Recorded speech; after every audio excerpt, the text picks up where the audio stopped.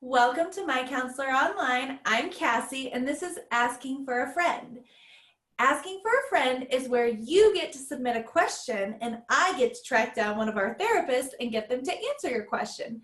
So today, I have Josh with me, and he's going to answer the question from Renee in Kansas City. And here's the question, Josh.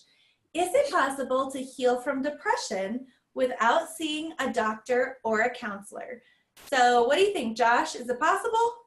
Sure, absolutely. In fact, all of us on a regular basis do so, right? So when we are talking about depression, and we use the word depression, usually what we mean clinically is we're talking about what we call major depression, which we would separate out from other kinds of depression. So as you go through life, we experience times of depressed mood, depressed brain chemistry, in response to challenges that we're facing in life, in response to biological things that are going on inside of our body, that it's just a normal occurrence that happens as a part of life, where the circumstances result in depressed brain chemistry, and we experience the symptomology of that kind of depression that we are experiencing. Typically, we take care of ourselves, we get rest, we connect with friends, we work through grief, we do the normal things that are part of navigating life's challenges, and our body and our brain chemistry rebound into normal ranges, and life kind of goes on. And so that's a part of every human being's existence.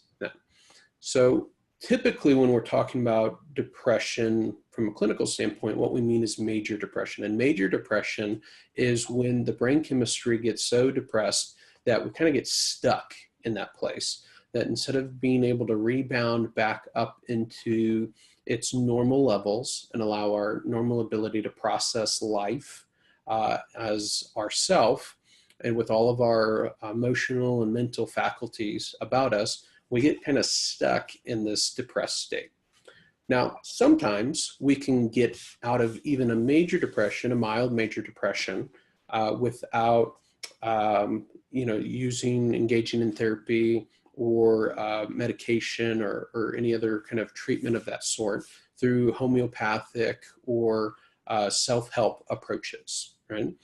And so some of the methods that people commonly use and find benefit or results from are like self-help kinds of books that are going to talk through and understanding the mental components that can contribute to depression, the stinking thinking, as it were, and through a process of understanding the mental and ways, the cognitive ways in which you process life that are sabotaging you, and addressing and changing those. Some people are able to kind of work out of depression by route of that, and that's great. At other times, employing just good bodily self-care, paying attention to diet, engaging in good exercise, feeding the body what it needs to be healthy, engaging friends and family, and having relational and emotional support, and that addressing life stressors, things that are creating stress in your life, identifying solutions to those things and working through them so that your stress level decreases.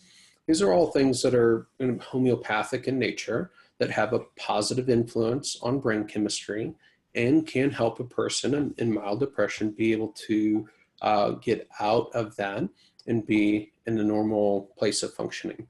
And so those are certainly routes that, as a counselor, I always encourage clients to start with, right? They're not necessarily easy. Sometimes going to the gym can be challenging, and that certainly is for me. And so it's not that they're easy, but they don't involve medication. They're fairly inexpensive in nature. They don't involve the... That's another one too. What's that? Sleep. Isn't that right? Kind of paying attention to your sleep patterns and making sure that your body's getting the sleep and rest that it needs. Free. Sleep is free. Right, right. And so engaging those things that you can do on your own first, and seeing if that doesn't address the situation is a great place to start. For some, that's not going to be enough to get them up out of the depression that they're in. That they can do all of the things that we just talked about, and they feel some improvement and the benefit from that, but it's not enough to get their brain chemistry back into normal, healthy ranges. And so they're going to need some help. Usually a good place to start is a counselor, because medication is limited in its effectiveness in the absence of counseling, that all of your labels on your antidepressant medications are going to advise you to engage the medication conjointly with counseling, because medication can't change the circumstances of your life that brought about the depression. That it can help address the body's ability to get back into normal, healthy ranges. And sometimes that's essential for treating depression. But you also need to work with a counselor in understanding what's going on, how did we get here to begin with, are there things that we need to address in order to not have this be a reoccurring theme in our life, or is it a biological predisposition? And we need to understand that and grieve that reality that medication to treat that may always be a part of our life, which is never fun to hear and is never fun to be the case. You know, I certainly sympathize and understand folks that don't want to be on a medication for treating depression. I don't want to wear eyeglasses. You know, I don't like wearing eyeglasses. I don't like contacts. I don't like messing with that. I wish I didn't need them. But I'm thankful that they're available, because it allows me to see my clients, see my kids, see my wife. It allows me to engage life in a better way. And so I'm thankful that they're available to me, so that my biological issue with my sight doesn't have to deplete and take away from my life.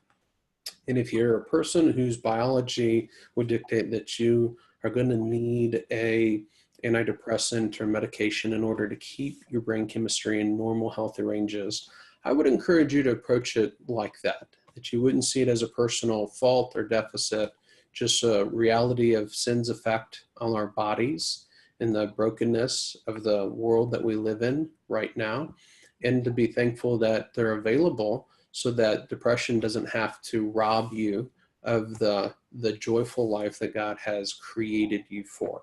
So that's how I would speak to that. As to your specific situation, certainly there's lots of more information that would be needed to be able to answer what's needed in your situation. But as a general answer, that's pretty good direction. Well, thank you, Josh, for being with me and answering the question. And thanks for wearing those eyeglasses. And if you would like to submit a question like Renee, you can do so using our Asking for a Friend page, and I will track down a therapist, get your question answered, and we will get that posted on our Asking for a Friend page and also sent out in our weekly e-newsletter. So check for it there.